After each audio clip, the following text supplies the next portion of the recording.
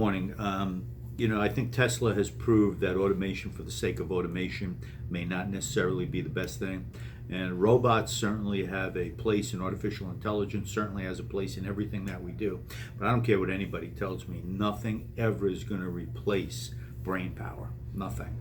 And common sense. I don't know how you teach a robot or a computer common sense, right? So,